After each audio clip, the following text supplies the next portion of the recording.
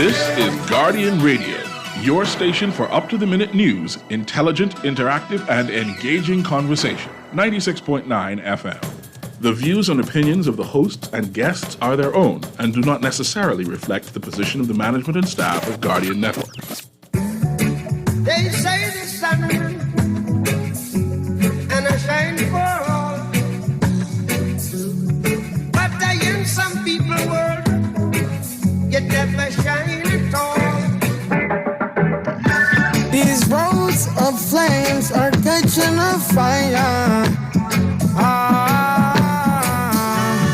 Showed you I love you, you call me a liar.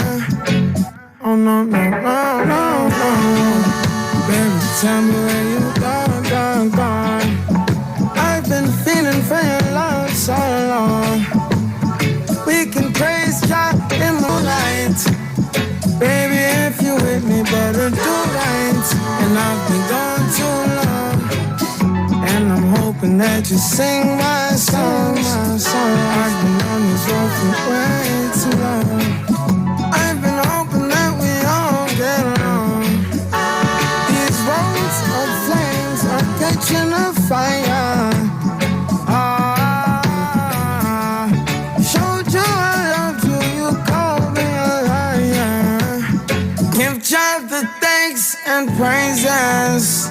I've been on my own, but we ain't never left alone, long. Talking Heads with Naughty is brought to you by Burger King, the Cancer Treatment Centers of America, the Cleveland Clinic, ESC Distributors Limited, Fine Threads, First Caribbean Bank, Fun Foods Wholesale, John's Department Store, Joker's Wild, Kelly's Home Center, KFC, the National Insurance Board, the National Youth Guard, Naughty Johnny's, Percy's Island Games, and Tropical Gyros. Oh no, freedom is the road. Oh no, coming in from the cold. Tell them not to sell it, it's worth more than gold. And guiltiness will catch them in the end. You got it locked and loaded to the Friday, May 3rd edition of Talking Heads. Your boy Naughty and your company right up until 6 p.m. along with Mary Jane, my, co-host for today. Yeah, all right, every Monday and every Wednesday, every Friday, MJ will be in the building with us.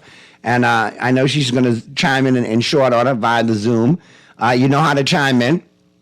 Phone lines are open in New Providence, 323-6232, 325-4316, 325-4259. Toll free in any one of the Family Islands, 242-300-5720, 242-300-5720. Text lines powered by BTC, 422-GR96. That's 422-4796. Stream us live, take us wherever you want to go, GuardianTalkRadio.com. That's GuardianTalkRadio.com. Cable channel 969, BTC Flow channel 612. That's how you get it in. That's how you get it on for fresh news, smart talk all day. Guardian Radio 96.9 FM. Quick break, flip side of the break. The Friday, May 3rd edition of Talking Heads is on and popping. Naughty and Mary Jane coming at you right on the flip side of the break, so keep it right where you got it. These roads of flames are catching a fire. Showed you I loved you, you called me. Play with Island Games, we making dreams come true. Play with Island Games, we paying more out to you. Don't mind the noise in the market, you get cash in your pocket. 'Cause Island Games is spicy, and spicy is tradition. So when you play Island Games, we put in Bahamian's voice, guaranteed to pay. Island Games, we like them other jokers. We've been here from the start, from the bike to computer. Island Games, we can make your dreams come true. We playing with Island Games. Cancer Treatment Centers of America is now City of Hope, creating one of the leading cancer care and research networks from coast to coast, providing more of what you need. More locations means more care closer to home. More specialists means more expertise. More research means more breakthroughs. More advancements means more treatment options. And more options means more hope. Learn more at cancercenter.com. Nice to meet you, Jazz. Tell me a little bit about yourself. Well, I'm an independent 27-year-old manager who wants her own home with her own rules. Sounds good. I'll help you get there. We see you, the go-getter, with big plans, and we've been keeping you in mind. Follow your goal home with a mortgage from CIBC Caribbean, and don't bother about your home insurance, as we'll help with that and more. Visit CIBCFCIB.com/inspired home for more info. Conditions apply. Enjoy the flavors of summer with a mega-sized KFC combo and get a secret code for a chance to win. KFC and Pepsi is giving away daily beach bundles of a KFC bag packed with KFC shades, a bucket of 25 KFC whole wings, and a 2-liter Pepsi, plus a weekly cash prize of $1,000. Whether it's original recipe, spicy, or barbecue, get your favorite KFC combo today and mega-sized bun. KFC Nassau, it's mega finger-licking good. This is Guardian Radio 96.9 FM. Fresh news, smart talk, all day. Made exactly. Give God the thanks and praises. I've been on my own, but we ain't never left alone. And if I'm telling you the feeling is wrong, relax a little, friend, this won't take too long.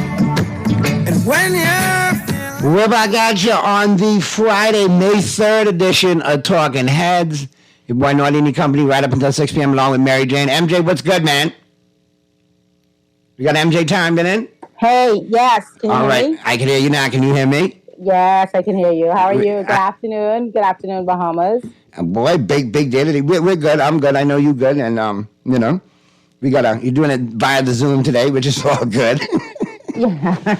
We already got a caller on the line. And as I said, we're going to open up the lines to talk about, but obviously the hot topic today, going in from yesterday, and it's been buzzing for a while, but it came to a culmination yesterday with the election of the F&M women's branch. The F&M convention obviously is the hot talking point. And my, what a monkey stomping that was last night in the women's branch. Really? Tell us more. I mean, totally. I haven't heard the details, so you would have to tell me exactly what happened. I guess Team Bo, who is obviously Team Pintard. Okay. Every seat. Everything they ran for, they won. Everything. Okay. So if you look at it, right? In the president category, Laverne Bo, 134, Antoinette Nesbitt, 66. Obviously, Bo Team Pintard, Nesbitt Team Minnis. Vice President Inga Boskett, 128, Erin Moss, 125, Marlene Minnis, 123, Adrienne Smith, 68, Latara Knowles, 60. The lowest scores are Team Minnis, folks. I'm just telling you this running right down. Not a seat in the House for them. Secretary, Hannah Miller, 132, Renita Johnson, 67. Assistant Secretary, Nicole Martin, 127, Teresa Mortimer, 125, Amor 55, Parenta Burrows, 64. Treasurer, Ursula Dean, 132, Melvetta Colley, 64. Assistant Treasurer, Ernie Johnson, 125, Patricia Lightmore, 128, Deetra Bastian, 58, Siobhan Davis, 53. Council Rep, Mildred Deal, 125, Jacqueline Penn Knowles, 118, Sonia Black, 63, and Pamela Miller, 60. Executive, Marisol Morley, 127, Astrid Ambrista Roll, 67. Chaplain, Charlene St. William unopposed. Assistant Chaplain, Jacqueline Hepburn, 133, Doreen Ferguson, 66. And basically every slate was taken by Team Bo, which is Team Pintard in the women's branch election in the F&M convention. Now, obviously, you have until June 1st. There's a lot of water to go under the bridge, but if this is any indicator, and obviously with the way they announced today and declared and nominated, if you see the handful that was there for Team Minnis and the overwhelming support that Mr. Pintard got, it seems to appear that the handwriting is on the wall. Well, I couldn't get a full picture, just based on what we saw on some of the news sites on social media. Yes, it did look like there was a spirited campaign for Mr. Pintard, and there were a lot of, well-known Free National Movement members that came out and supported him. I saw some former parliamentarians there. And the same with Dr. Minnis, although, yes, if you just look at it based on what we've seen so far, it does look like momentum right now is certainly with Mr. Pintard. But like you said, it's a long way to go to June 1st. So the next, coming weeks are going to be quite interesting. Let me just be clear on something you said. You said that the teams that most of the candidates that won last night in the women's branch elections, they seem to be the ones that were endorsed by Mr. Pintard. Is that what you're saying? And those who were endorsing Mr. Pintard. Okay, all right, gotcha. That is very, very interesting. Very interesting, to say the least. We have a call, though, MJ. Let's get to the phone lines. Talking Heads. Good evening, Naughty. Sparky, and MJ's here, too, man. Where's your manners? Hello, good afternoon, Sparky. I said, President, good evening, Naughty, and your guest. I know you got a hot day today, so I wanted to call in early, send a speech you spoke, and get out of your airwaves with your chicks in the boat. All right, what you got, man? With your ratchet mouth. What you got? I just want to say, at the end of 72 years on this earth, tomorrow will be my birthday, as you know.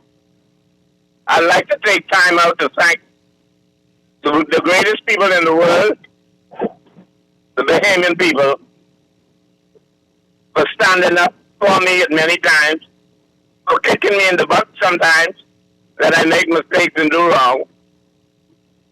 I love this country more than anybody else in the world. I love this country more than God loves it. God don't visit the Bahamas. God lives here. Them Nada people is visit the Bahamas. The Nada people. So people like Naughty and Howard and Scrooge, some of my favorite talk show hosts, who don't think that they are better than anybody else, and are some international Los Angeles stars, who down the earth and don't have time to pussyfoot around like some of them other talk show hosts who think God sent them here to be better than somebody. I'd like to thank all of you. Tomorrow morning, when 12 o'clock hits here, God spare my last breath, I will be 73 years older.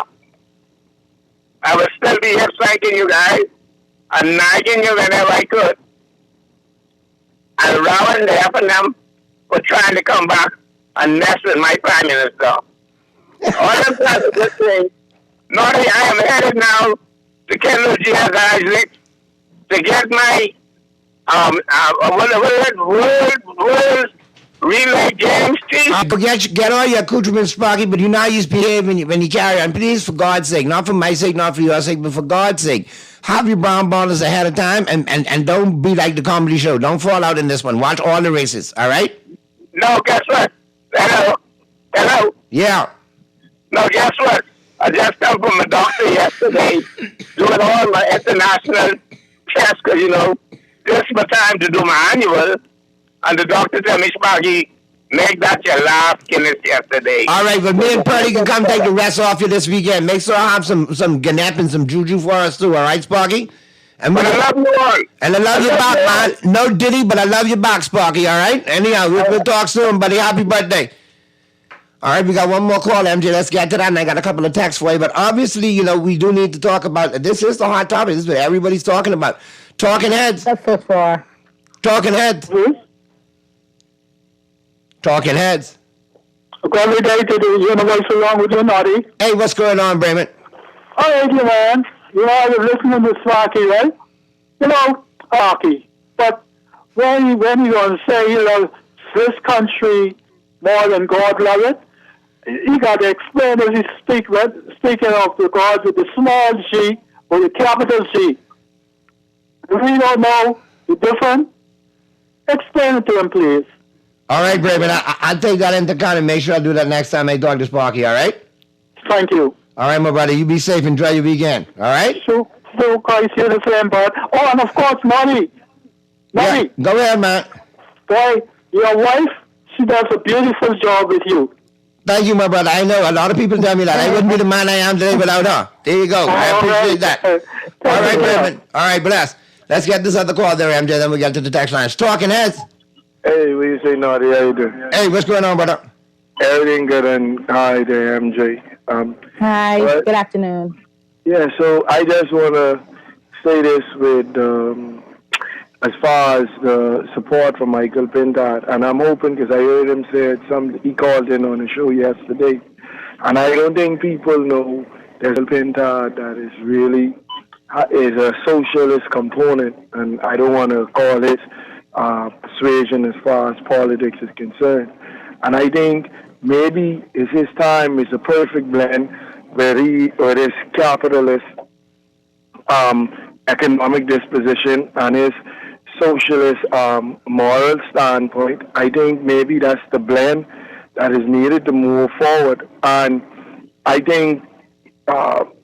Hubert Minnis, and speaking without ill repute to his character, I think he has demonstrated the extent of his purview of the New Bahamas. And I don't think the New Bahamas is within his purview. And I think what we are looking for as young Bahamians is innovative ideas. Like I said, I called on the show the other day. I want to hear about trains connecting the islands. I want to hear about underwater water tunnels and passageways. I want to hear about different building code ways, different economic and democratic strategies, because the world is happening. Technology is here now. The future is here now. And I think a lot of Hubert Minnis's dispositions are relics of the past, and that's why he had this massive amount of expenditure on consultation, because the desire may be there, but the vision is blurred by antiquated sentiments of his era. That's all I have to say, Naughty. Good stuff, man. Have a good weekend, bro. Wow, thank you, caller. And what I like, MJ, is the young people are talking. They're not scared anymore. They're speaking. I was just going to say the same thing. It's always so amazing. Like, you have such great callers. Everyone that calls and offers a different perspective. And a lot of times I hear things and points of view that I've not heard before. So shout out to that caller. That was a really great caller. And a lot of the callers recently have been giving us great insights, I feel. All right, let's get to this one right here. And caller, I see we'll get to you in a sec. Naughty, great show as usual. I just want to know how low Pintard and Minnis are willing to go to win lead the party even further apart. Well, I don't know what your take is on it, MJ, and I'll let you respond to that. But I'm just looking at this for what it is. Last time I checked, Mr. Pintard was the leader. So he's only doing what is required him to do as a leader, as part of the conventions of the party, and have a convention. I think if there's anything tearing away the part has been Dr. Minnis and his minions more than anything, stirring up the mud. This. The election process in the Free National Movement is a democratic process. Everyone does not always necessarily agree on who they want to lead. So this is where you have things like conventions and opportunities for, the voices of the delegates to be heard. I don't see anything about it as tearing the party apart. I see it as one more opportunity that the Free National Movement has to get things together before they say this is going to be the last convention before the general election, the one in which you could actually select a leader. So I see this as an opportunity for them to just right the ship with whatever internal problems may be happening within the party. And we've seen this before. This is every time we have a convention or a leadership fight, we see these little back and forth. So it's not as serious, I don't think, as the texter is making it out to be. This is just another part of democracy. We're going to have these contests for leadership, and that's what it should be. This is a better system than just having a leader and no contest. I prefer this. Let them fight it out. Exactly. Emerges, let them unite behind that person. Supporters of the FNM have been calling for a convention. Supporters of Dr. Minnis have called for a convention. Well, now we have the convention. It was called legally, fairly, nothing untoward. Line them up, put them in the line, put the gloves on, and let the chips fall where they may. Yeah, and at the end of the day, the party needs to come out united and undivided.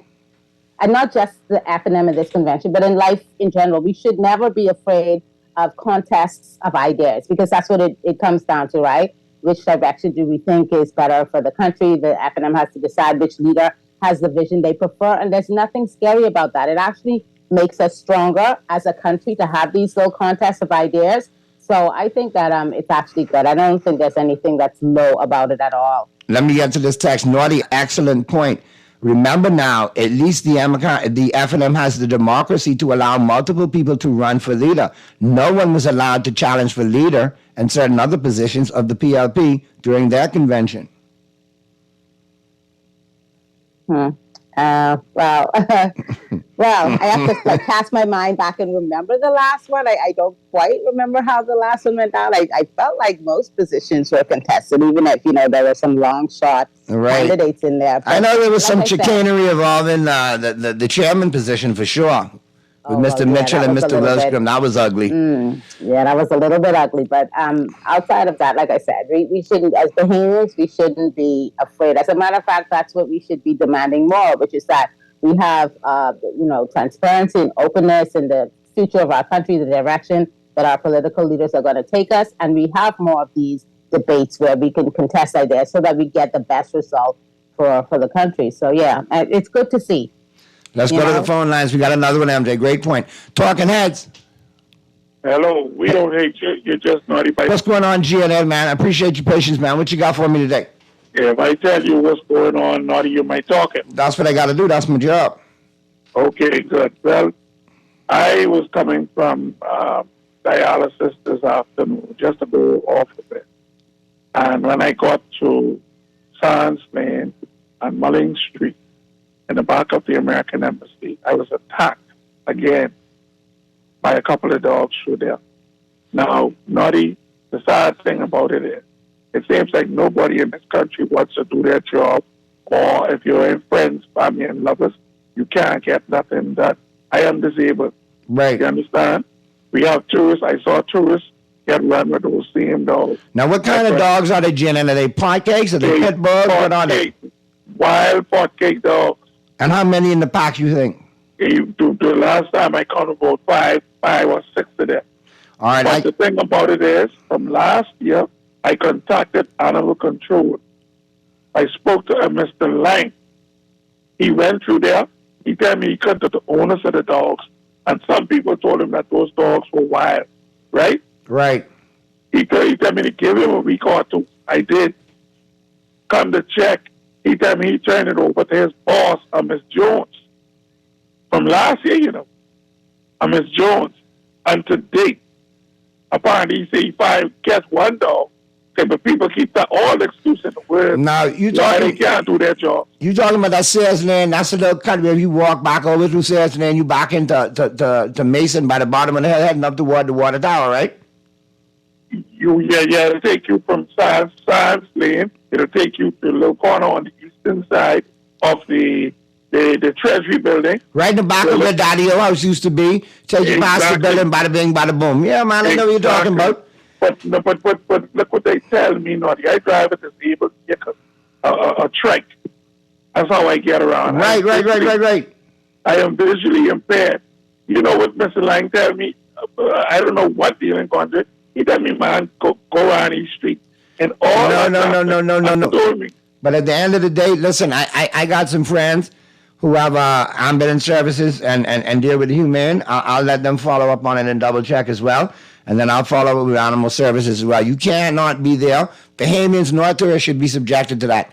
All right? And yes, we're seeing dog mornings and so on and so forth. And yeah, we'll stay on that, man, GNN, for sure. Yeah, the dogs take over the whole corner. And like we say, we ain't asking them to kill the dogs or nothing. Just go do your job. Tell the owners. And that's why. Stop the dogs. Restrain the dogs. That's why I think I'll try to get my friends at Humane to deal with it because they're a non-kill shelter, and we'll try to get those dogs rehabilitated and have a good home for them if that's possible. Man. I appreciate that, buddy. All right, my brother. Be safe. Have a good weekend, eh? Yeah, man. Same to you. All right. Take care, bro. Bless.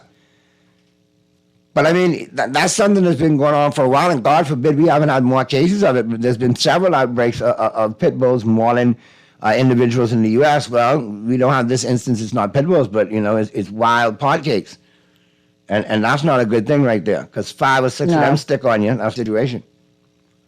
But I know that you do have those friends, so you'll make the call. I will make the call. Some of them friends listening right now and know the call coming later. All right. So I'm looking back at this though, MJ, and just a lot of the texts are still chiming in. I mean, the sentiment, for the most part, is, this is what conventions are for. No, people shouldn't be crying over spilled milk now. So that's going on between now and June 1st?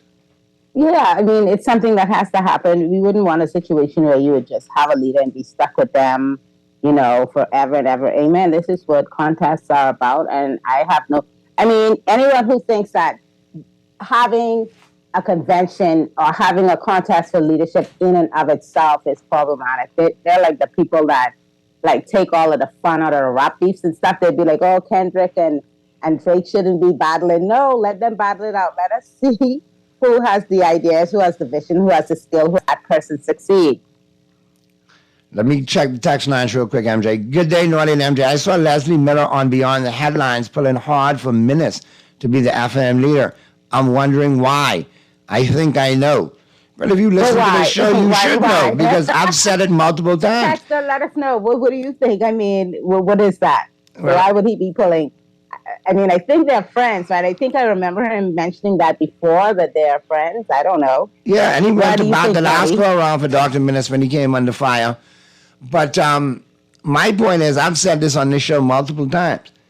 An FNM led by Dr. Hubert Minnis into the general elections in 2026 is chalk for the PLP. And the PLP know it. That's why they've been lobbying and having their trolls and their propagandists lobby for Dr. Minnis, because they know chalk when they see it. I know chalk, you know chalk when we see it. It is what it is.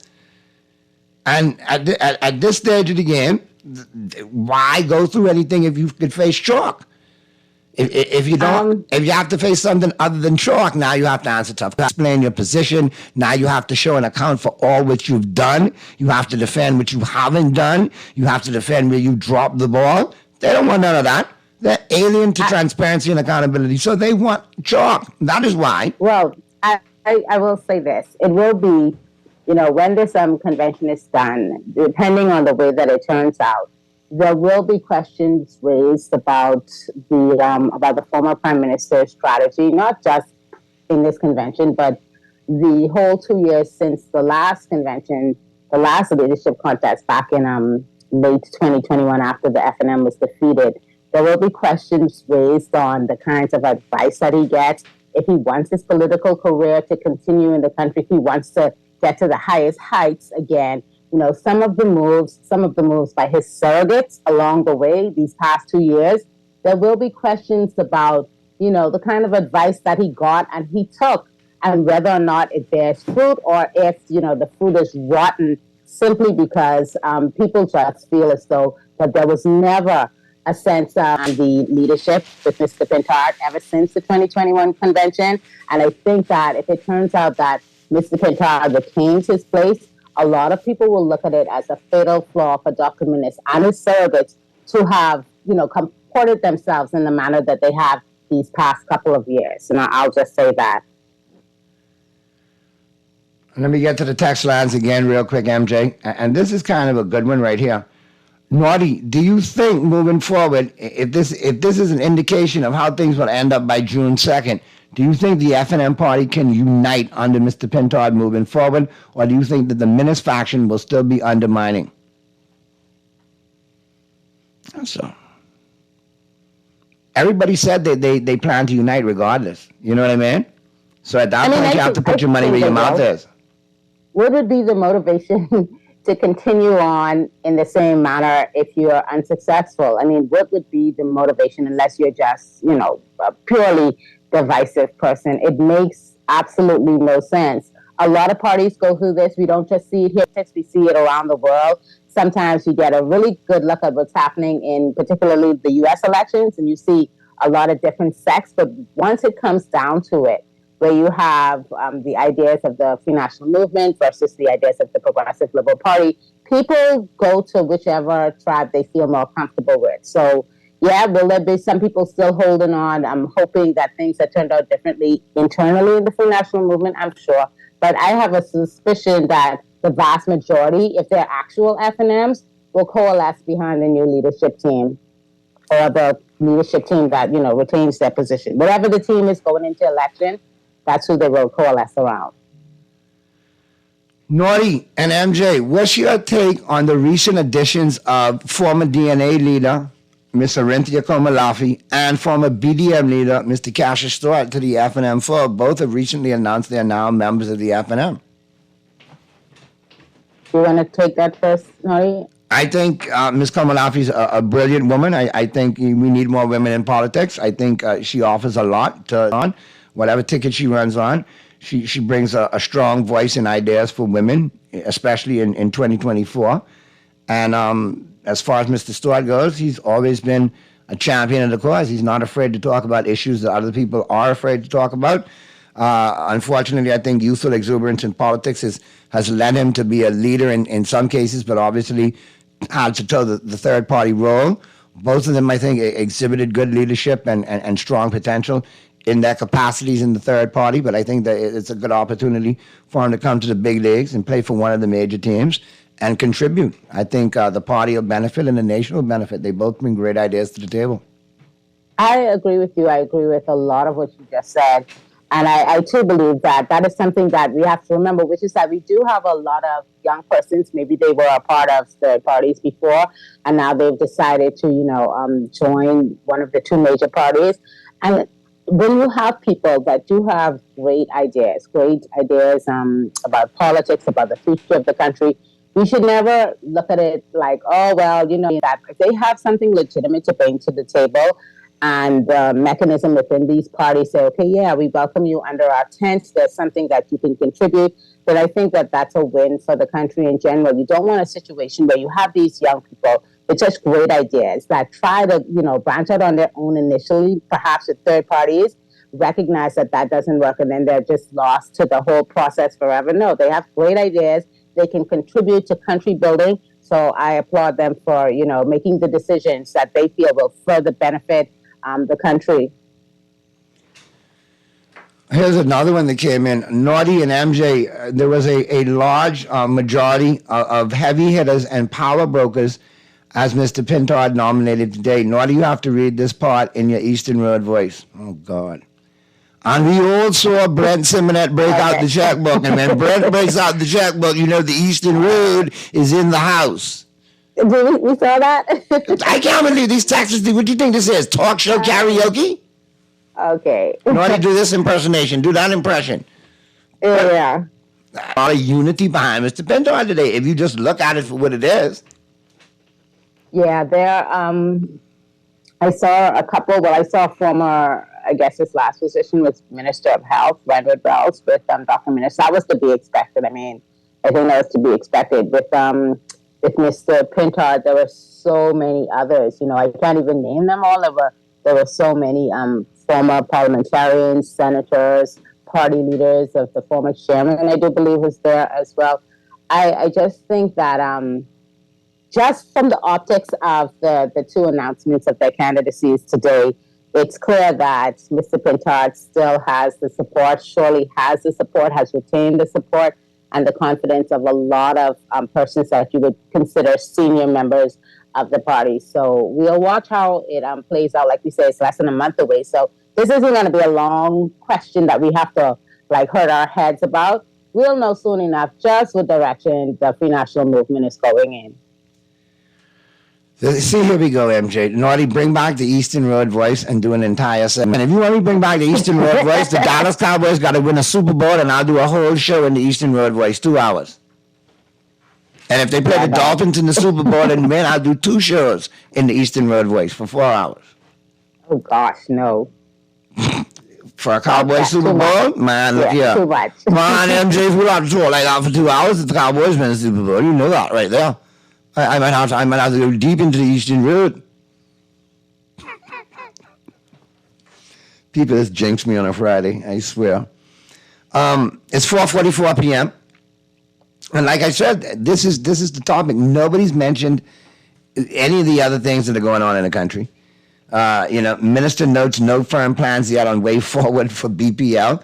Well, what are you really saying there, Minister Colby Davis? Which mouth are you talking out of?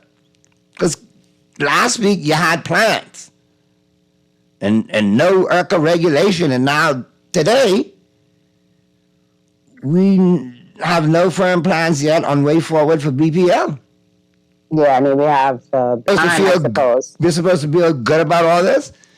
We have amendments coming. I'm not sure what those are going to say. I guess we'll see in due time. But yeah, a lot is happening, and it's happening quickly. This is the kind of thing that I was talking about earlier. Like, it just doesn't feel transparent at all.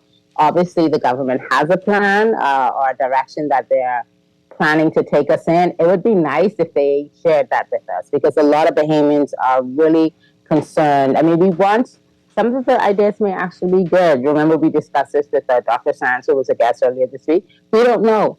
That's the problem. We don't know exactly where we're going, and I think it would benefit both the government and the people for them to tell us exactly what they have planned for BPL. That company is carrying a lot of debt, which will fall on the Bahamian people as it stands right now.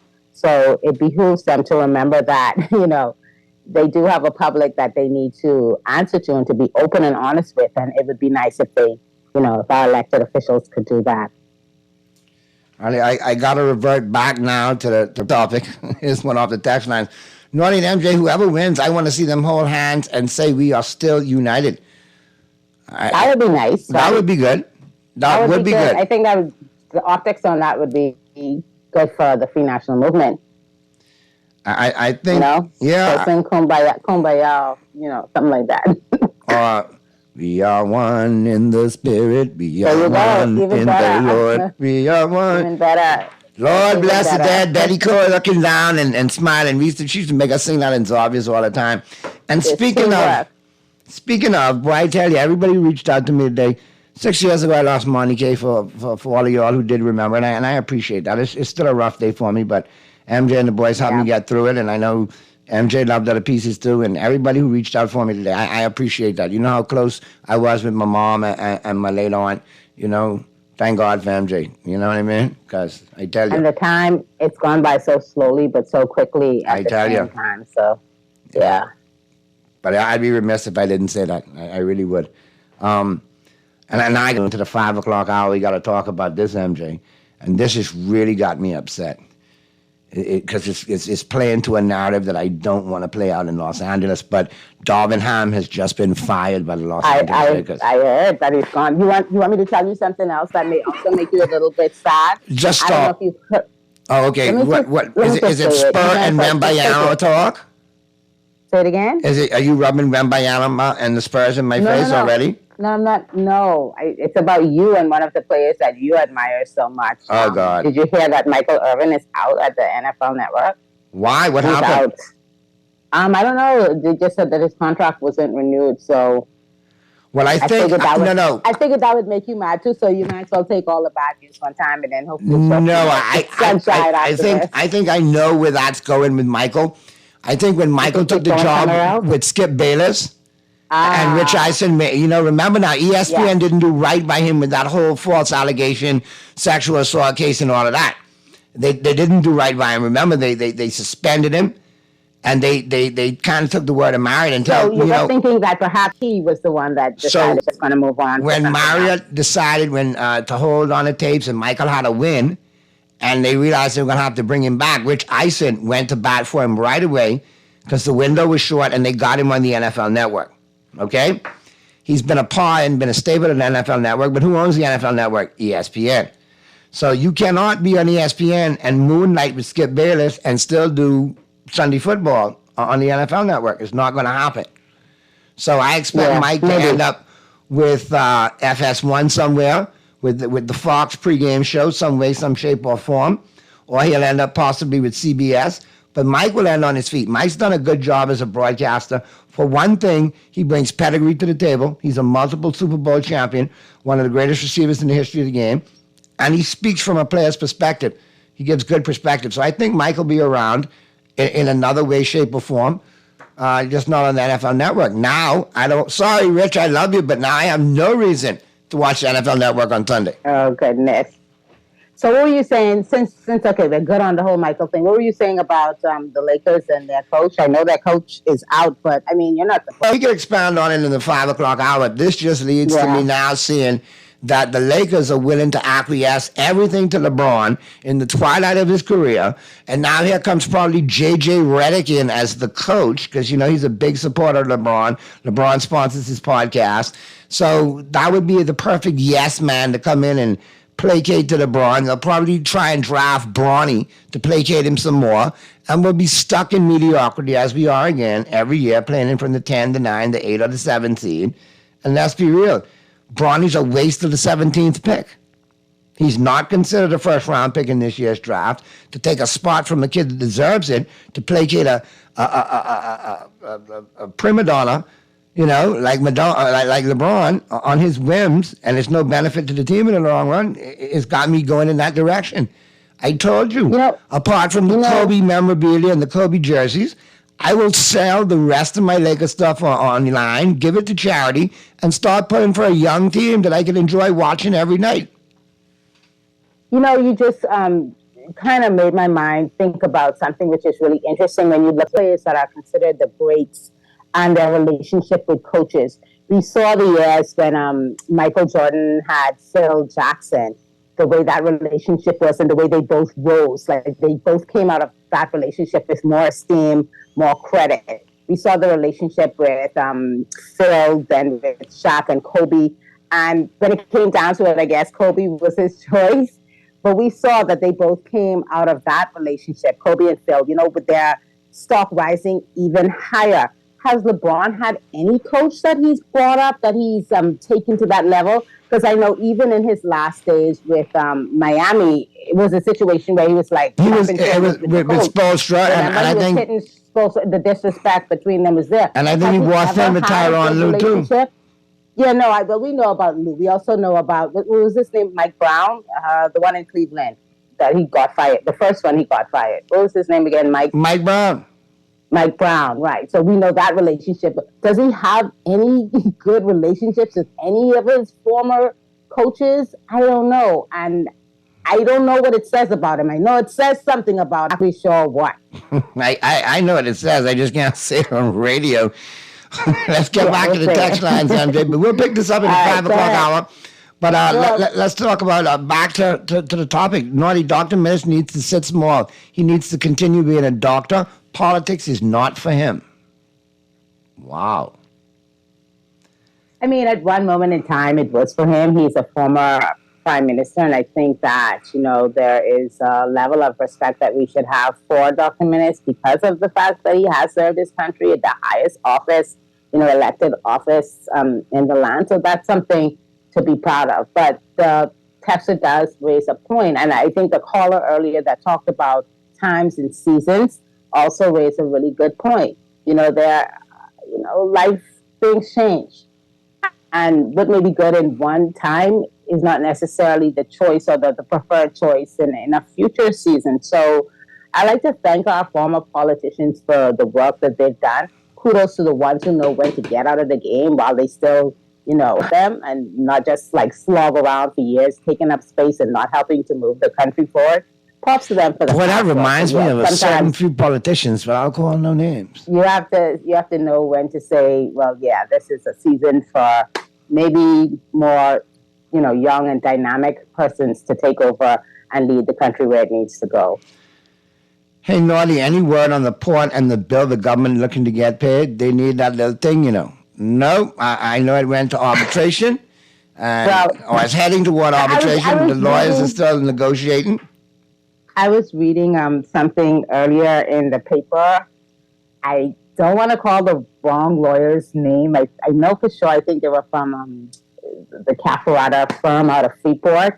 But they talked about how the government is refusing to give them the details on what the $357 million represent. And I think the lawyer that is working with the Port Authority Group called it a nonsense. It's just like nonsense that they're refusing to even give them the information or make it public, since the public has a serious interest in whatever's going on, whatever that fight is between the government and the port. So they're moving towards arbitration. As they do that, more details emerge so that we, once again, begging, and we shouldn't have to beg our elected officials, our government, to tell us what's going on in some of these cases, because there is a public interest. But we're once again begging. No Freedom of Information Act. Yeah, tell us what's going on so that we can make make some informed decisions about how we feel about, this particular fight. That's all I were asking, and I don't think that that's too much. All right, let's get to this one right here. Great show as usual, Naughty. Dr. Miss had the power to tell you to go to bed and went to sleep. I would want to come back for that kind of power, too. Wait, well, facetiousness can't done today, boy. Oh, these texters. Oh, yeah. Yeah. Yeah. You study that, boy. That gets you to say something. The feeling, we talk about this. People may not remember the details, but that feeling, it's really kind of hard to shake. But yeah, we hear you. I mean, to the text lines again. Naughty, what does Papa have to say about Minnish return? Boy, I think, it was said today public. I heard Howard say it a couple of times on his show that Mr. Ingram seems to be endorsing Mr. Pintard. But text, if you want to know what Mr. Ingram had to say about Dr. Minnish, here it is. He distanced himself from this. He was very close to me. Very close to me. Came to the house often. We went out together often. He was a different man altogether, as far as I was concerned. There you go. You hear what he had to say? Like, that story has always been weird to me. It's one thing if you, put the duck on some of your new friends, but that's also a former prime minister. I never understood why that relationship broke down the way that it did. Maybe one day, you'll get a fulsome explanation. Boy, Mr. Ingram need to write his memoirs, man. That was a political book. Memoirs, but yeah, we need. I need to read that one, and he needs to write another one. Yeah. Miller should have left the country open and let the virus spread and do its damage. He should have let you all figure it out. And somebody should not allow you to have a smartphone in the hands of a donut. Texter. Are we crying over spilled milk, Texter? Are you in your feelings? Oh, my. I've heard people, often you would hear, mentions of how Dr. Minnish performed while he was serving as the dreaded competent authority. But it's not, people oversimplify it when they say, it was the lockdown. There was a lot happening prior to that. You had just 6 months before that, Dorian, and many criticisms about the way that the whole Dorian situation and the aftermath of that, superstorm was handled. There were criticisms even prior to that. Dr. Minnish had a very, contentious relationship with the media. So a lot of information as well in that administration was not as forthcoming as the public would have liked it to have been. And there were criticisms around that. It's not limited to just a single thing. Now, the lockdowns and what happened during the pandemic, which we can all agree happened in a lot of places around the world. Yes, he will receive criticism, so that was fair. But it was never just about the lockdowns. And it's never only going to be about the lockdowns, although that stands out for some people. I'm going to get to these other texts. We right down to the wire here. Naughty, I can't. Hey, Prophet Naughty, I can't wait for your sports teachings at 5 p.m. I hope Pearlie can take it. Preach on, my brother. Can't wait for Pearlie and you to go on about whatever happened with your coach out in L.A. All right, I'm going to let you answer this one, because obviously this texter is in his feelings or her feelings. Naughty, how would you and MJ manage the Cat 5? It's again, as I said, it's never just about a single thing. I think it's easier for some persons who are very, very strong supporters of Dr. Minnish to hear some of the criticisms because, they point to one thing or another and say, okay, well, you couldn't have handled the hurricane any better. Well, everybody was locking down, people all around the world.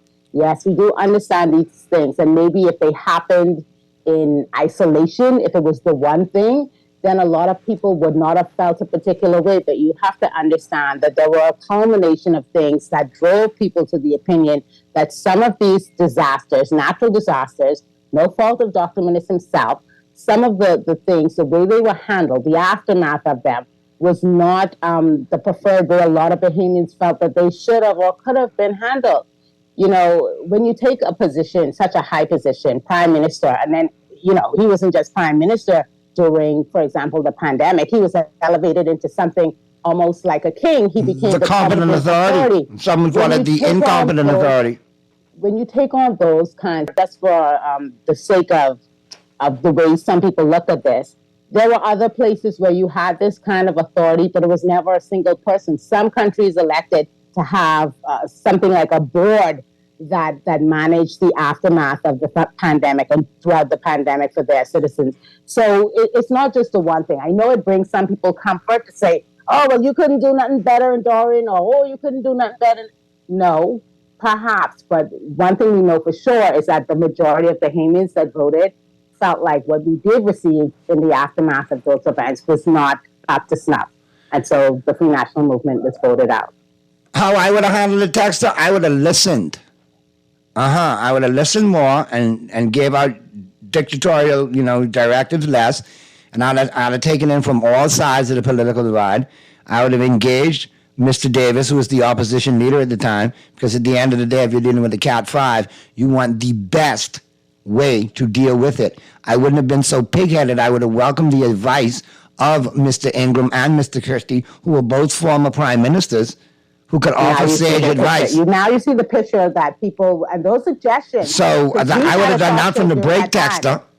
And we suggested that throughout the pandemic as we worked straight through it. We suggested that maybe we take on a different Malcolm, and chose to take it on mostly to himself, and he ended up getting the majority of the blame. You know what they say, heavy is the head that bears the crown. All right, we got this last one, then we got to get to the break. MJ, great first hour with you and everybody who called in, chimed in, texting. Norley PM Minister's first mistake was Obama shut the pace for his bad administration. It's all on him. All right, with that being said, good first hour. We got to get to the break. We'll get into the news. Flip side of the news, we'll be talking sports in the 5 o'clock hour. Purdy may be joining us, but MJ and I will keep it going right up until 6 o'clock, so keep it right where you got it. The Friday, May 3rd edition of Talking Heads continues right after this. Give God the thanks and praises. I've been on my own. Exactly the way they should be, by someone with chicken in their name. The new Kentucky Chicken Sandwiches feature a quarter pound of all-white meat, triple breaded, spicy chicken breast filet on a freshly toasted buttery brioche bun, with your choice of lettuce, tomato, bacon, thick-cut pickles, and the perfect mayo or spicy sauce. Every chicken sandwich is freshly prepared and piping hot. Kentucky Fried Chicken Sandwiches, the only chicken sandwiches that are finger-licking good. Mothers are the heart of our homes, the soul of our memories, and the guiding light through life's journeys. Show your love with a gift from Kelly's House and Home's Mother's Day sale, Friday, May 3rd through Saturday, May 11th.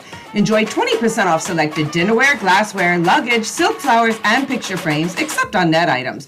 One lucky person can win a gift basket for Mother's Day. Visit our Facebook page for more information. Kelly's House and Home's Mother's Day sale, May 3rd through 11th. Happy Mother's Day, all with love from Kelly's House and Home.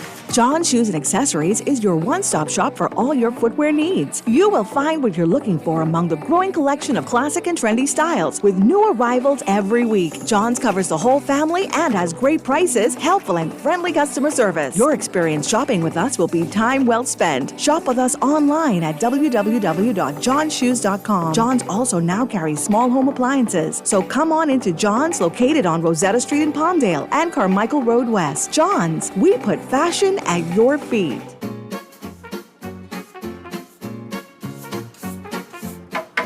Elaine, you hear what Boss Man was saying in the back there just now? About what? The luncheon? Why you always worried about food? No, about how we gotta pay a little more for pork and food. I can't afford to pay that. And you're always crying, palm out. Ain't gonna be much. Boss still gotta pay. 1st of July, 2024. I think that criminal benefit is what did help my boy Tony through the pandemic. That same unemployment benefit. And guess what? What? Susan, I think she'd get a pregnancy benefit, eh? You mean maternity benefit, eh? So now, we gotta do our part to make sure we get our pension. All right. For more information, visit niprateIncrease.com. This is Guardian Radio 96.9 FM, Nassau, Bahamas. They say the sun and I shine for all, but in some people world you never shine at all. These roads of flames are catching a fire. Showed you I love you, you call me a liar. Oh no, no, no, no, no. Baby, tell me where you gone. I've been feeling for your love so long. We can praise God in the moonlight. Baby, if you with me, better do right. And I've been gone too long, and I'm hoping that you sing my song. I've been on this road for way too long. I've been hoping that we all get along. These roads of flames are catching a fire. Showed you I loved you, you called me a liar. Give God the thanks and praises. I've been on my own, but we ain't never left alone. And if I'm telling you the feeling is wrong, relax a little, friend, this won't take too long. And when you're feeling alone, you can call my phone. Is there a better way to go?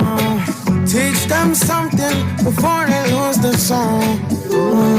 No. Freedom is the road, and from the cold. Tell them not to sell it, it's worth more than gold. And guiltiness will catch them in the end. Oh yeah. They'll try to manipulate you through your pockets.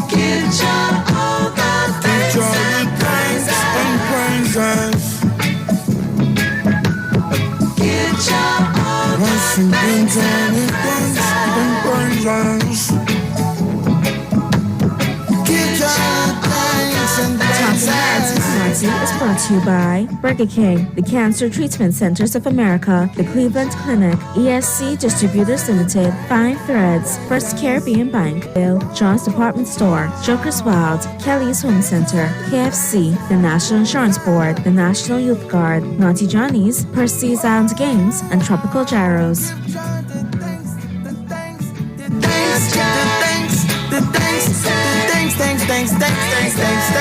Thanks, and praises. Give God the thanks and praises. Give God thanks and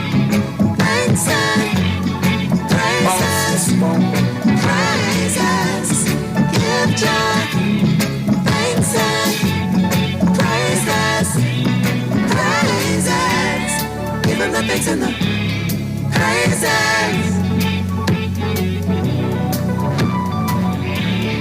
Give Him the thanks and the praises.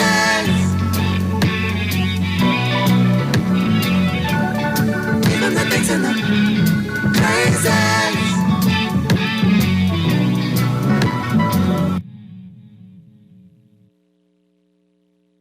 We're back at you on the Friday.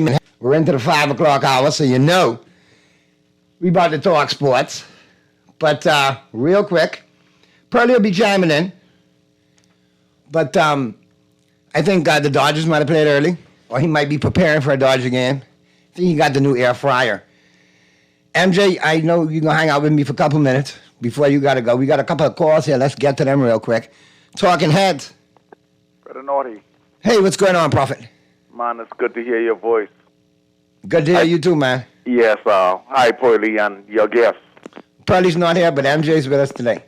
Okay. Did you made it up to the... No, I couldn't make it to the regatta, but I hear it was well done. It was a great event. We talked to everybody before they went, and I know it was well represented down there in Exuma, but I hear you chiming in, so... Yes. I was there. We had a lot of wind. The wind has yet to, to cease, but other than that, we had a good. But I want to salute the minister. I don't like politics, but I have to just salute him. Minister Clay Sweeting. The reason why I am saluting Minister Clay Sweeting, he stated that he would have built a boat. The wood doctor, we call him Mr. Mark Hitler Knowles.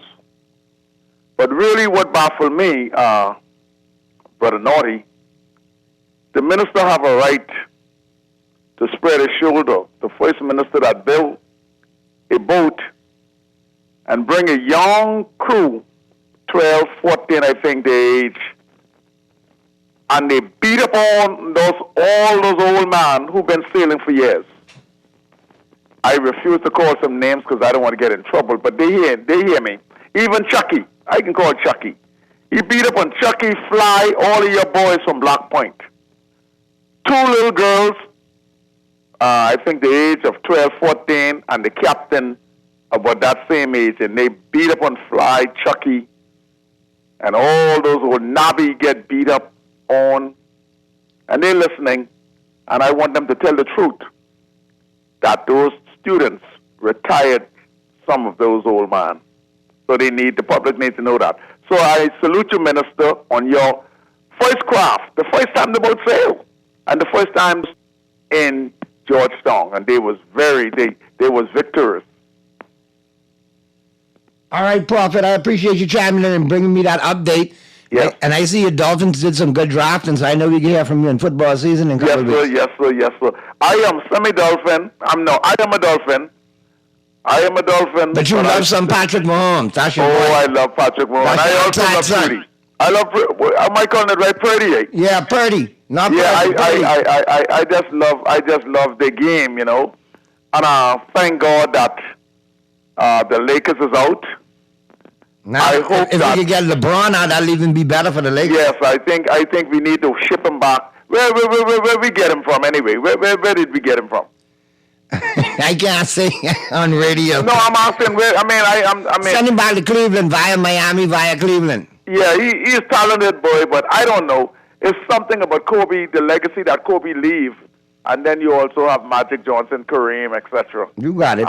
It's just that he just couldn't fit in. A lot of pedigree there, man. A lot of pedigree, a lot of championships. What do you think it is? Why he can't fit in L.A.? They don't like him in L.A. Why? What do you think it is? I'll put it to you like this. All those names you called, Kobe, Magic, Kareem, Michael Jordan to an extent, all were alphas.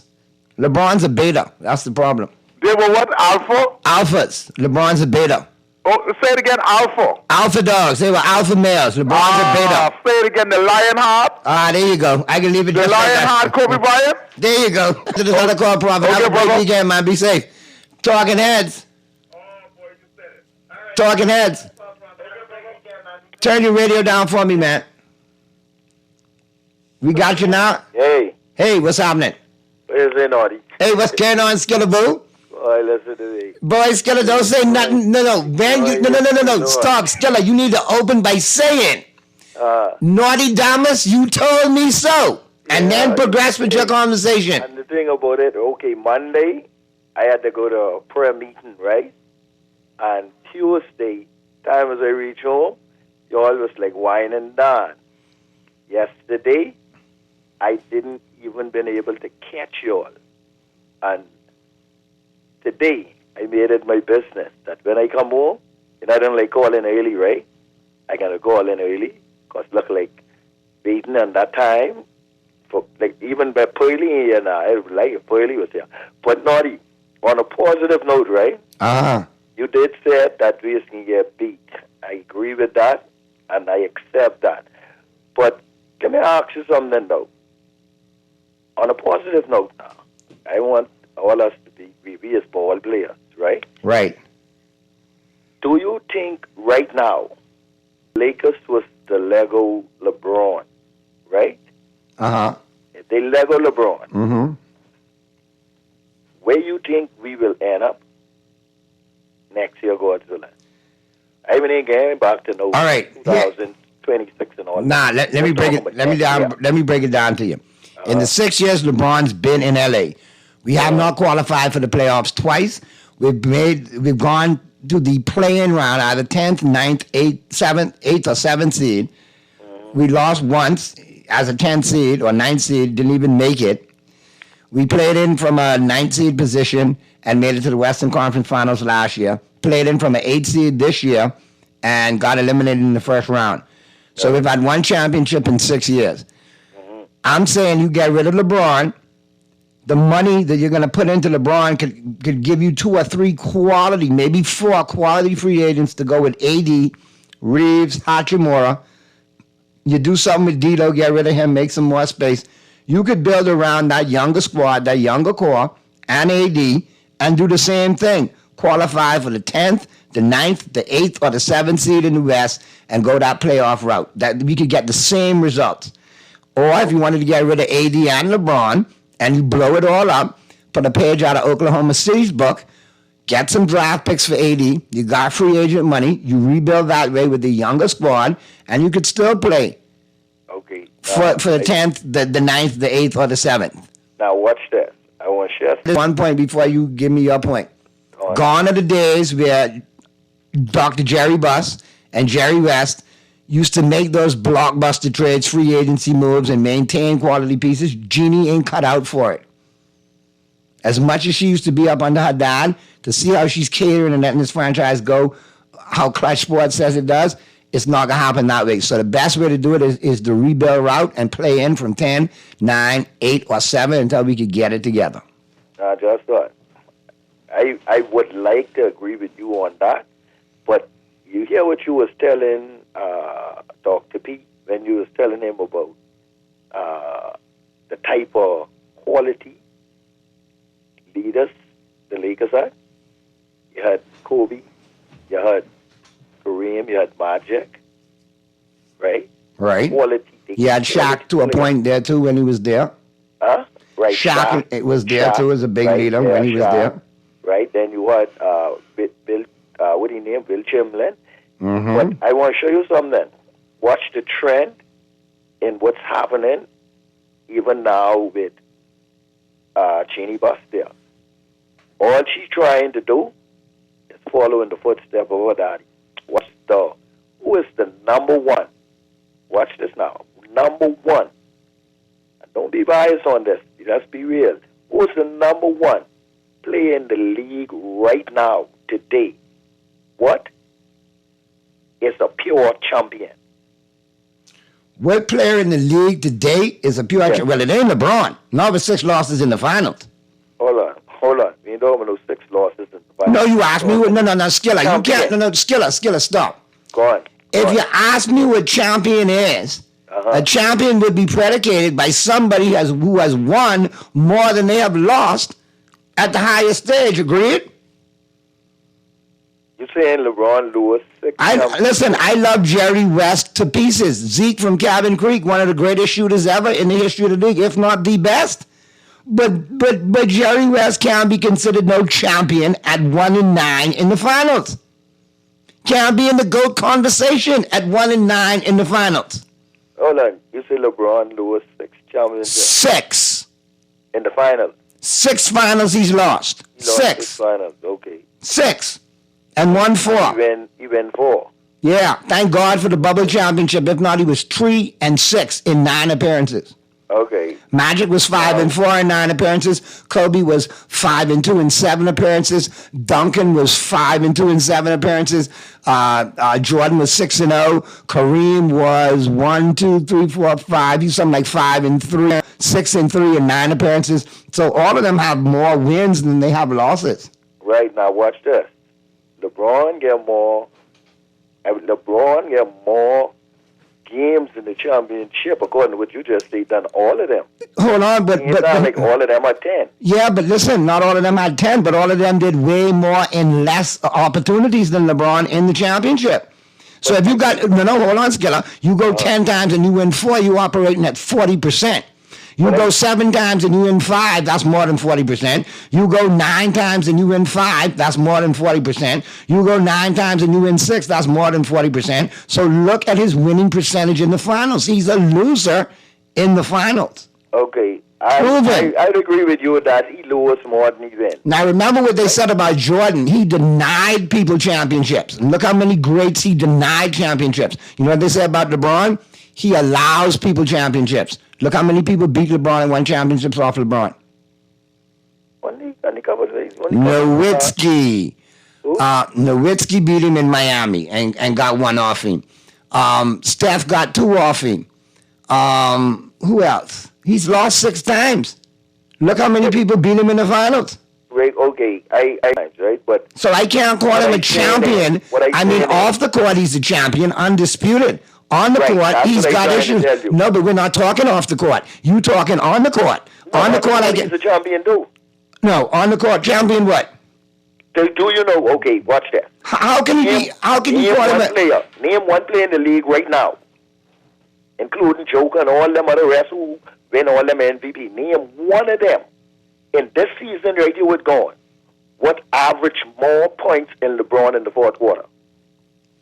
But where all them points was in the fourth quarter the other night when he passed the ball off and ran in the Joker's chest and did it. No, where it was, Scholar? Where it was?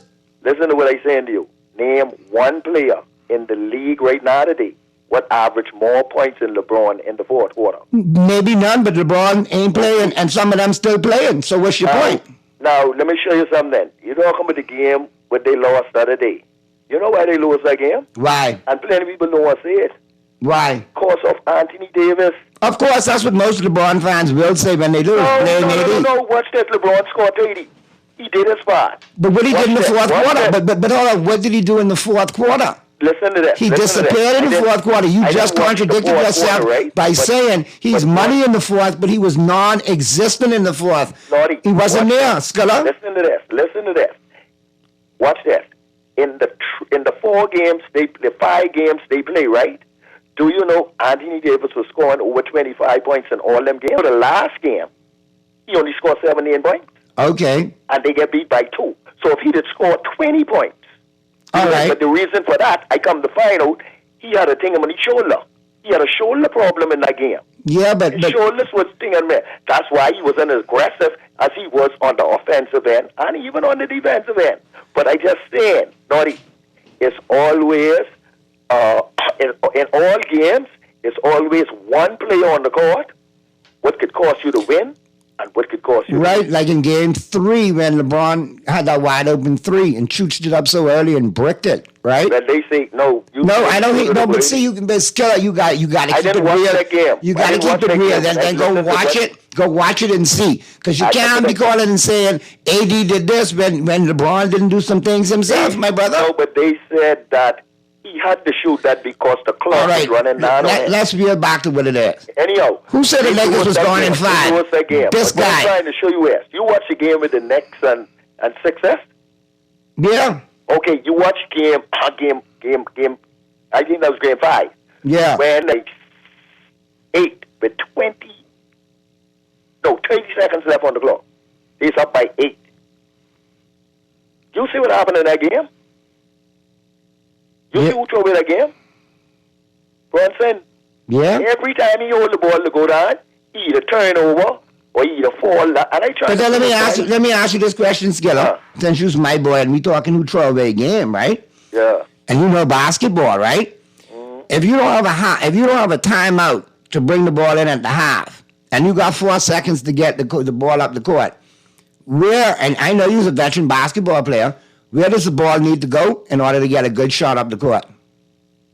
Well, you got to give it to your best offensive player. Right, and where should that best offensive player be? Should he be in the middle of the court with his eyes up the court looking for wings and looking to attack the basket? Or should he be playing tightrope on the sideline, dribbling into a 7-footer's chest? No. He should be in the center of the court. Nobody talking about LeBron doing that foolishness. Challenge my boy. I hear like my sister tell me, he could have just pull up a jump shot. He could have dribbled up and shoot a jumper, or he could have dribbled to the middle of the court and found anyone that that garbage Prince threw up. But what are you trying to challenge Tingham for? He was trying to get a foul. He was hoping the refs just to bail him out. When you and them guy in the game, you don't go playing. You gotta be cutthroat. You gotta be lights out. He was on fire. You gotta have Mamba mentality, man. That's what you gotta have in them situations. Mamba mentality. Now, I heard something this morning, Naughty. See, I didn't want to go here unless Pearly was here, but since Pearly ain't reached yet. Pearly, your new fat fry, I believe. But listen to this. I heard Odom Beckham be picked up. You all got him. The Miami Dolphins signed Odell Beckham today. I was going to address it in a little bit. So you got another third receiver there. So who I think that's plenty trouble, right? He could work well in the slot for you, considering the speed you have with Hill and with Waddle. Yeah, he could be dangerous in the slot. You heard what Tyree say? After that pickup, you heard what Tyree say? What did he say? Tyree say trouble in the camp now. That's what he said. He said trouble in the camp. One thing about y'all got a lot of speed. Y'all got a lot of talent, boy. Let's see if y'all can win some games, Skiller. Hey, but just what? The most important thing I hope they do in this season is get that defenses together. See the offense and that. There you go. Now you're talking sense. Now you're talking sense. See that defense. That's all I was concerned about. I hoping now here they get two crazy fellas would come in with a chip on their shoulder.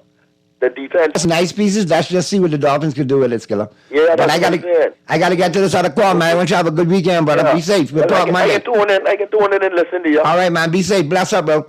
Let's get to this other call. Talking heads. Hey, Billy. Me and Naughty, what's up? Hey, what's going on, Mystery?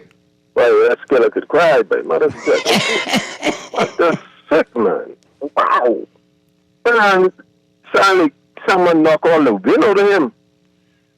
One man say he be in the prayer meeting. Most of the Bronx fans are like that today. They're like that. Yeah, but he said he been in the prayer meeting, though. Prayer meeting, he was praying the Lakers winning. I think so. Right, that's that. Sorry, I want to ask you a question about the Miami Dolphins. Yeah, we talk about Beckham, so that he's coming off third then. Yeah, he'll be a third receiver, but that's a good pickup as a third receiver. That's an awesome pickup in case of Waddle or Tyreek Hill get injured. Right, but also in that offense with the running backs you have and the speed you have with Tyreek Hill, you're going to get, Beckham with a nickel corner or maybe with a linebacker in some instances, and the mismatch is going to be crazy. I wouldn't look for him to put those numbers. People are used to seeing him put up like 1,000 receiving yards, but he will be quality for the Dolphins. He'll be productive. He'll make plays, and he'll help that team. Yeah, but let's go to the quarterback though. That's the problem because you could have 5 good wide receivers, but suppose the quarterback get injured. Right? Yeah, but now you got a good backup there too. But you still don't like Tua, boy. No, sir, I don't. Can Tua handle all the firepower, all the running power we have, all the receiving power we have? Can Tua handle that? And what if he get injured? That's the thing. This is valid points. You see? I wonder if he can handle all of that. Tannehill can handle it. Yeah, but Tannehill is a different skill set, too. Let's be honest. Tannehill was a better quarterback than Tua. No, sir. You don't think so? No, sir. I think so. No. None of them gets out the pocket quick.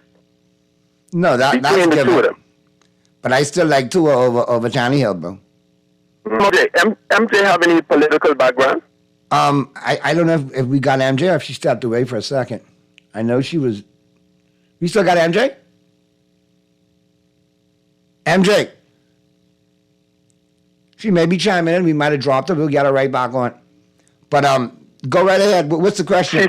She sounds very intelligent, man. You need to give her at least 50% slot on your show. Big man, brains and beauty, okay? I got the total pocket dying down. Take 50% of early time and give it to her. She brings a little bang to the show. Oh, okay, Mystery. All right? All right, I got you covered. All right, sir. All right? Yeah, man. I'll let MJ know she brings some bang to the show. So what does Purdy bring to the show? Oh, that's what Purdy brings to the show. Okay. Boy, Miss Street, with friends like you, nobody needs enemies. Nobody. Yeah. So, like I said, Dolphin fans, you guys, you got an opportunity with that offense. Now let's see if the defense can get, where it needs to be. Now, the only problem is you're switching to another defensive coordinator. It's going to take a couple of weeks for that system to kick in and for people to get used to it. That's another thing right there. You got to get used. Hey, Naughty. Hey, what's happening? Hey, yeah, no, I'm back. I want to thank Mystery for the compliment, but don't get totally started on me. The compliment is well-deserved, but don't get Mystery started, okay?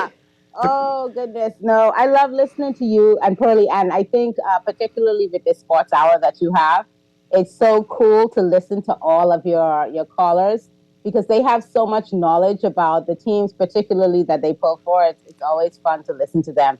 And it's always fun to see you guys be so optimistic about these teams that will ultimately let you down by the end of the season. So it's fun for me to listen to you guys. And it's fun for me to listen to you talk a little bit of sports smack after 4 years, after Duncan and Ginobili and Tony Parker and Bruce Bowen and all of those stinking San Antonio Spurs. You know what I'm saying? When my team is losing, I be quiet. But when they start winning you again, talk again. Yes, Smokey. Okay, Smokey. Oh, God. We do have Wembanyama, so I am very excited about the future of the San Antonio Spurs. What's scary about the Spurs, you got a lot of money to spend in free agency, and you got another high draft pick this year.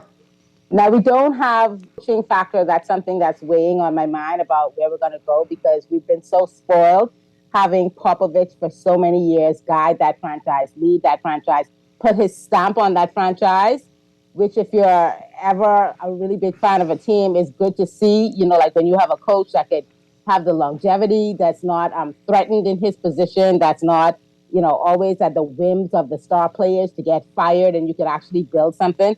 That is always a good thing to have. But I don't know what the future is as far as our coaching is concerned, but as far as our talent and having a young 20-year-old Frenchman that's going to lead us into many championships. I'm excited about that. And these damn Frenchmen for Spurs. Tony Parker, Nada Wembanyama. Tony Parker. God, I don't like I know forget Ginobili. I mean, he's not French, but he's a part of it as well. And of course, Tim Duncan. And by the way, I don't like that picture you sent me the other day making fun of Tim Duncan because of his...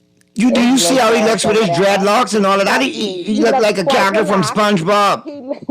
He looks quite relaxed. He looks like a retired player who put his all in while he was there and now is enjoying the fruits of his years of labor and all of the championship and the accolades that come along with it. So here's a Larry Bird moment. Hated him while he played, missed him now that he's gone, but Backboard Buford was me. And I always used to call him Backboard Buford. All off the glass, everything off the glass. Mr. Fundamental. He was money, though. He was money.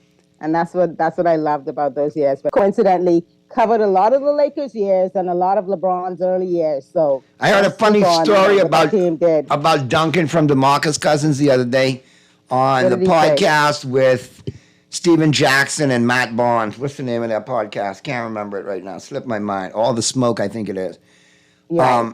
But Cousins came in and scored a layup on Duncan. Then he comes in and blocks a shot, comes down and scores another layup and does the whole muscle sign like, I'm here all day, old man, this, that, and the other. Not the old man. Do you know how many points Duncan scored in a row on him after that? I remember was it 20? Was it 19? It was 18 in a row. 18. Mm-hmm. And 24 out of 26 by the Spurs. And after he scores the 24th out of the 26, part of the 18 in a row, he looks so proud and goes, "Great game, rookie. Good job, young black." We were always underrated in terms of swag because the Spurs was never like a show-off team. But that team was so good while it was good for so many years, and that's, commendable. And y'all had good role players that played their way along, too, that actually... Bowen was there with us. There were so many... Bowen was the big defender for you guys. And even when you look at the years, when you look at the Avery Johnson years, when you look at what the Admiral did before we had, the years with Manu and Tony, the example that they set in those years too was something that we were able to build on, and I think that's important for every team. That's why when I look at your Laker team, I kind of wonder, because it seems like both LeBron and AD are kind of discontented right now. So I wonder what Get rid of them. Be left with. What are you going to be left with when they decide, or when their time is up and they're no longer in that? You know what I'd love to see? Uniform. You know What's you know what I'd love to see? And you'd probably love it for me. Me staying up watching a West Coast Laker game and being excited whether we win or lose, because we got a bunch of young, good players on the team, and watching them develop and watching them mature and watching them come along. Now stop lying, because you know when those years when Kobe Bryant had that team. That's why it has prepared me for days like now. You were very angry. You were not happy. You wasn't staying up watching, talking about, oh, let's see how they develop. You were like, you need to win right away. But so be honest. I didn't ask you to. I didn't ask you to contribute that portion at this juncture, though. Just be honest, all right? But I didn't ask you to contribute that portion at this juncture. Lying. All right. All right. Well, not say happy, but not as disgruntled as I am now. I'd like to see, like to see some youngsters grow. You do realize you have kind of reconciled within yourself that based on the move today with your coach and with the way that LeBron has kind of carried himself, it looks like he's not leaving. No, they're going to bring J.J. Redick in to be the head coach. He's leaving. A yes man for LeBron. They're going to waste the draft pick on Bronny, who shouldn't be in this year's draft period. He's a year or two early. And we're going to cater to LeBron, and we're going to play in from the 10th, the 9th, the 8th, or 7th seed, and I'm going to be, upset. Go over and kick the neighbor's dog every now and again. Yeah, but you know what? Jeannie Buss and the Rambuses, they're going to be happy because you guys are going to sell out that arena every game. And now sometimes we have to remember that a lot of the business decisions that these organizations and teams make have to do with the bottom line. And the bottom line is that when LeBron is there in a Lakers uniform, you guys are always a topic of conversation. You're always selling merchandise. You're always selling out your games. And that's an important part for a business franchise like the Lakers as well. So maybe he's not bringing you those championships, or there are other intangibles that LeBron brings that other teams wish they would have. So, that's the bright organization. All right, let's get to this call. Good, valid points, MJ. I just need to see him out of there. Let's get to this phone call real quick. Talking Heads. Hey, Pearly. Sorry. You say naughty. What's happening? Radio, man. You look like Boston go well everything this year, eh? Uh-huh. What it look like? You calling to throw your shit? Go ahead, old Celtic man. I just waiting for you all to lose. You know me and Pearly waiting on you in the cut. We waiting on you in the cut. We waiting on you in the cut. The team what I fear most, they out. So I more fear Milwaukee. No, you got some other young teams over there you got to deal with. Oh, boy, that team named Oklahoma. You got three teams in the West that advance. Oklahoma, Denver, Minnesota, or Dallas will give you a tough run. No. I know we have to get by Milwaukee. Milwaukee's a tough team, boy. If you see Milwaukee, them clicking, they could be tough. Now, Denver, well, like I say, the Lakers was right there. Just come down to coaching. And if they the coach right, they would have got Denver because they blew 2 games by 1 point, and the thing. I just got to remind you, didn't you all have the prettiest record in the league last year and you all went out in the playoffs? We had the best record? Yeah, well, didn't you all have a real nice solid record and number 1 seed in the East last year and you all went out? No, that's the year when Tingham beat us. It was last year or year before last. We were in Golden State. You all wasn't in no championship? Yeah, man, we been in the championship the year before that then. It was the last year, the year before that. Yeah, so I don't know where all this mouth coming from now. You need to just... No, man, I was just saying, I pulled for Boston from way back then, from JoJo White. And trust me and Pearly sitting there taking it because we pulled for the Lakers just as long. Pearly at least. Yeah, man, and JoJo White, Hobler chick, them boy. What, Boston was... Mm-hmm. What? Used to pull for Boston when they had 12 of the best 15 players in the league on their bench. They was tough. Yeah. Man, and I always pull for them. I pull for the Orioles in baseball. Mm-hmm. And I pull for the Colts in football. There you go. He's a Baltimore guy. Yeah, Baltimore in baseball. But you never pulled for the Baltimore Bullets or the Washington Bullets, eh? No. Cavalry, yeah. I said my heart also was Boston Celtics. There you go. Yeah. All right. Good stuff, man. You know, we can't say nothing until they lose, so we rooting against you because we don't want you to get 18 before we do. Yeah. I hear you. Have a good weekend, my brother. Be safe, eh? All right. Yeah, I should talk about it in all these chat groups, bro, and I hope they don't get 18 before the Lakers. I really don't. You know what team I've been kind of following? Because you don't have, well, obviously the Spurs didn't make it this year. The Lakers are out. Golden State didn't make it this year. And those are the exciting teams that I like to watch. But you know what team I've been kind of keeping an eye on is the Dallas Mavericks. Now, I don't know how far they're expected to go, but to watch Kyrie and Luka play has been quite something. I mean, the way that they gel, the way that they have become so cohesive as a team, I think it's just great. And then I think about those days with LeBron and Kyrie back in the Cavaliers in Cleveland and the way that they were never able to get things going. But to watch Kyrie as a more mature player now and the things he's still able to do, the moves he's still able to make, is so fascinating for me. What do you think about Dallas and their chances? I like the fact that they got two superstars that gel together and they got role players that play well and they're not afraid to come back from a deficit. They will keep hustling and they'll play all the way through. So they're going to be a tough out. I told a lot of people Dallas is a dark horse going into the playoffs. And let me get a couple of tonight's game, all brought to you, of course, by the Island game. The Magic and the Cavaliers, Magic 3.5-point favorites at home against the Cavs. I like them to win. I don't know about the 3.5. Last game was decided by a point. I like the Magic to tie the series up and make it 3 games each, going into a game 7. The Clippers and the Mavericks. I like the Mavericks to get it done at home tonight. 8 points is a lot, but I like them to win via the money line. And on Saturday, you got the Timberwolves and the Nuggets taking off their series. I like the Nuggets to win at home via the money line, but that's going to be a great game with the Timberwolves. And I still haven't figured out who I like in that series yet. I got to watch a game and let you know who I really like. New York, I like them to beat the Pacers. I like them to cover the 6 points against the Pacers on Monday. All right? So that's your NBA for the weekend and into Monday. And we'll take a quick break now. And, of course, Colin Cowherd taking us home with the whole Darvin Ham firing, what that means in L.A. and the ramifications thereof. MJ, really appreciate you chiming in today. Great stuff on Wednesday. Great stuff today. Fun. And we got one call. Let me take this call real quick before we get to the break, and we can wrap this bad boy up. Talking Heads. Yeah, thanks, Dottie, for taking this call. Listen, the young lady what you get working along, I love her. I love her. I love her too. That's why I married her. Oh, wow. She got some wisdom there. And let me tell you, Naughty, I think she helped you with something what I didn't want to share with you, but I wasn't looking at it in the business aspect. I just was dealing with the basketball aspect. And that's another reason why LeBron came to LA. So LA will be on top of the chart concerning making the money. But anyhow, yes, you know that fella who you call, what the fella name who you call Mystery, what do you Mystery Dolphin.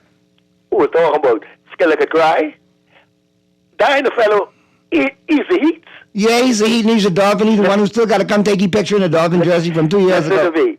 I see why he say Skeleton Cry. Naughty, when you can talk on behalf of your team would just get put down the other day. Yeah. You don't come telling me about my team and how I crying for my team. Exactly. I am a Laker. And I'll always be a Laker. I know LeBron fan. I'm a Laker fan. Well, let's keep it that way. Because is on the team, of course I got to go with the players on my... Well, that's where me and you agree to disagree. Now, go have a good weekend, man. We can talk. With that. But like I say, the young lady, and that's the second time I believe I hear on with Pearly one time. Every Wednesday and Friday she could be on, man, all right? Yeah, she's solid. All right, brother. Be safe. We'll talk soon, Skilla. MJ. You and you solid. You have a great weekend. Yeah, don't be jealous. I ain't jealous, but you don't understand. But you got Mystery and Skilla in your corner. Oh, this could be long during football and basketball. Long. Especially football. Because I know a lot more about football than I do about basketball. But yeah, we'll wait for that. All right, good stuff, man. And, I'll see you shortly. And 242, have a great weekend. Colin Cowherd taking us home. Have a great weekend. Be good, Bahamas. And if you can't be good at it. We'll see you Monday right here on Talking Heads. Have a great weekend, everyone.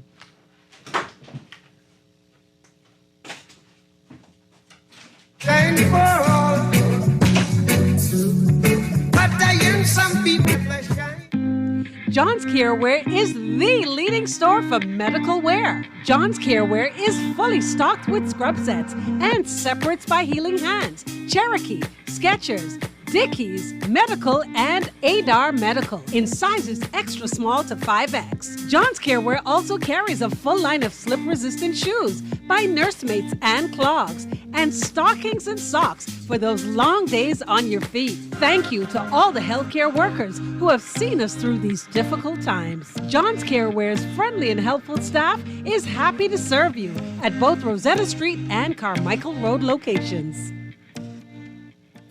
Are you ready for the best of the best? Keep the Vibe Alive Music Group, Alpha Sound Promotion, and Guardian Radio presents the best of the best Rake and Script Explosion Concert. Mark your calendars for May 11th as Super Club Breezes grounds ignite with Bahamian talent featuring KB, Gino D, Funky D, Veronica Bishop, The Brylanders, Avi, Elon Moxie, and Shine 242. Right now I feel like whining. Join the Falcons, Iron Store, Sylvie Pierre, Johnny Cake, Mama D, Nishi LS, Pat Rami, Stevie S, and Shad Colley and the VIPs for an electrifying night of music and culture. Tickets are flying, so grab yours now. Available online at BahamaZTickets.com or swing by the Beauty Shack on Soldier Road and Carmichael Road. This is the event of the year. The best of the best Rake and Scrape Explosion at Breezes Resorts. Gates open at 6 p.m. Don't miss out on the Bahamian magic.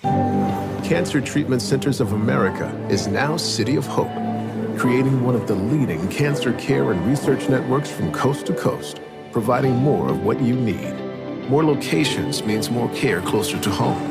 More specialists means more expertise. More research means more breakthroughs. More advancements means more treatment options. And more options means more hope. Learn more at cancercenter.com. Whether you like it hot or you enjoy being original, KFC has the only chicken sandwiches with attitude, featuring 100% extra large white meat chicken fillets for 100% flavor. Enjoy the famous flavor of KFC 11 herbs and spices in the KFC Original Recipe Burger, or take the heat up a notch with a spicy filet with our KFC Kentucky Deluxe Sandwich. And for a limited time, enjoy your favorite sandwich with fries for only $7. That's how it's done. KFC Nassau, it's finger-licking good. Maybe it's time to explore your options. There's no harm in reviewing your mortgage arrangement and considering a better deal. CIBC Caribbean can help you narrow your search and decide. Switch your mortgage to CIBC Caribbean and enjoy a special interest rate and help towards your switching cost. Visit CIBCFCIB.com/inspired home for more information. Conditions apply.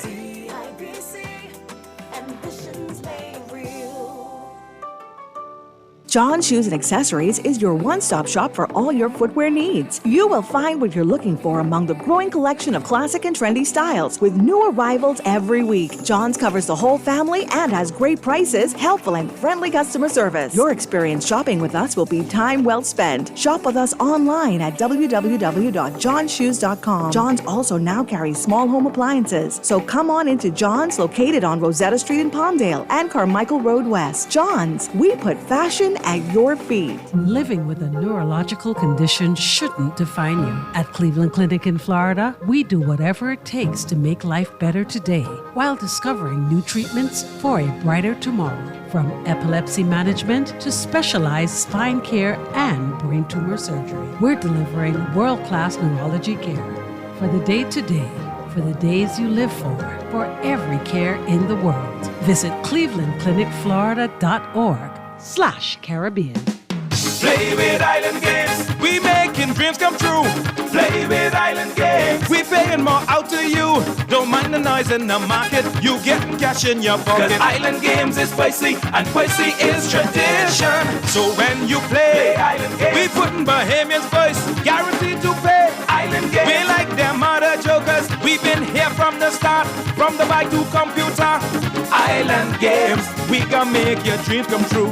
We playing with Island Games. The Grand Bahama News is available every Tuesday in the Nassau Guardian. You can buy your local paper at Freeport convenience stores, Western Bakery, De Gregory's Fine Foods, and Bellevue Gifts. Now is the time to reach your Grand Bahama market with affordable packages, including print and digital. Call GB News sales representative Kavandre at 822-6717 or message him on WhatsApp for ad rates. Classified ads are now available every Tuesday as well. Keep up with everything Grand Bahamian every Tuesday in the Nassau Guardian. Make Mother's Day one to remember with a delightful Mother's Day brunch valued at $300 courtesy of Haagen-Dazs and Fun Foods Wholesale. It's simple. Just head over to Lickety Split or Super Value locations and purchase a pint of your favorite Haagen-Dazs ice cream for just $8.99. After purchasing, don't forget to write your full name and number on the back of your receipt and drop it into any entry box at the store. You're now in the running for our grand prize drawing, taking place on May 10th. Hurry, this offer ends soon. Happy Mother's Day from Haagen-Dazs. Promotion ends May 8th. This is the National Youth Guard program designed to train young people to help the Bahama Islands in times of disaster. I decided to join to better serve my country as well as to better myself. We train to help in search and rescue, electrical, plumbing, and carpentry. And things that they can actually expand on in their careers. Young people who join the Youth Guard program discover a sense of purpose and a sense of patriotism. To learn more and apply, visit nyg.bahamas.gov.bs. The Herd Line All right, News. Darvin Ham has been fired. Let's bring in Rick Bucher again. Bucher's sitting there. I want to get lunch. I want to stretch out. We're like, no. Work out. Yeah, I had all kinds of plans. So much for that. So what's the line? This is the 8th coach in 14 years. Yeah, and I was trying to figure out how many coaches has LeBron had now. There was 7, I think 7 or 8. Yeah, because there was. I feel like I'm missing one in Cleveland. There was Paul Silas, there was David Blatt, there was Ty Lue, then Eric Spo, Spoelstra, there's Luke Walton in L.A. Anyway, Darvin Ham. I think he could get to 10 before he's done, the way we're going. Well, J-Mac had mentioned this earlier. I don't see you as this, but apparently Laker fans see you as tough on LeBron. Yes. Yeah. I have high expectations for him based on where we place him in the hierarchy of NBA players and what he's accomplished. So is he hard to coach? Hard to coach? Yeah. Yeah, I think it's a challenge. It's without question. Because he wants to sub himself in and out. Well, it's not just subbing himself in and out, but to take advantage of LeBron and what he does, you have to make your team LeBron-centric. Yeah, he very much, you said this yesterday, LeBron teams he's the ecosystem. Yes. Kevin Durant will come and get buckets. Yes, and when he was winning you championships. That was worth it. Then you, without question, what do I need to do? What do you need, LeBron? I'm good with all that. Now, the problem that I have is when it doesn't work, like when they don't win or he doesn't win a championship, now it's everybody else's fault. It's like, no, we're catering to you. It's a little bit like Giannis in Milwaukee. Like, we're catering to you. If it doesn't work, I'm not going to blame other people. We did what you asked us to do. We got you who you wanted to get. And there's nothing wrong with failing. It's just abdicating the responsibility of that. And so this is another case where I just look at their roster and I look where LeBron is in his career. And Darvin Ham by no means was perfect in the job that he did, but you're not going to find somebody who's going to fix this roster, this group with a 39-year-old LeBron James as your closer still and win a championship. That's just not realistic. So J-Mac said, is it a good job? And I said, well, if you're looking at it from 30,000 feet, LeBron's not playing 71 games again. And Anthony Davis has had a 1.5-year stretch where he hasn't been hurt. Yeah. The odds are telling you that's going to deteriorate. Yes. Yeah. It's not going to get better. And you're going to be left holding the bag. And also, they're going to get a third star. It could be a player that coaches struggle with, Trae Young. Yeah. And I don't see how that. You can't just acquire him. You're going to have to trade pieces out to get him. And I don't know that Trae changes the equation. I don't know that he moves the needle for you in terms of where you need to go. Defensively, they had issues. They had issues particularly defensively on the perimeter. Trae Young certainly doesn't help you in that regard. So I do not see a coach coming in and solving this. Darvin Ham wasn't the reason. I could make as strong a case that Darvin Ham was the reason that they actually got to the playoffs. If you look at the teams, the similar teams, Golden State didn't get there, right? Yeah. The Lakers did. Those two rosters to me are pretty comparable in the challenges that they had. Yeah, age and injury. Yes. So they made their run, they got there, and then they came up against the defending champs who have your number and have the matchups. See, I would argue Golden State has more overall talent. But they had issues this year that were difficult to overcome. And so, I mean, Draymond, Steph. Okay, but that's even more reason to say. That's what I'm saying. The Lakers made it and the Warriors didn't. That's what I'm saying. My takeaway is, I like, if you gave me both rosters, I'd take the Warriors. Right. So look, obviously there's been talk about Ty Lue. I heard you guys discussing that. The one element that you didn't mention is the fact that they lowballed Ty Lue the last time they went after him. Who did? The Lakers did. Oh, I didn't know that. They lowballed him, and they made an offer, and he was like, "That's not good enough." And they said, "Well, we're not going to do better than that." And Ballmer came in and doubled. And Ballmer paid him.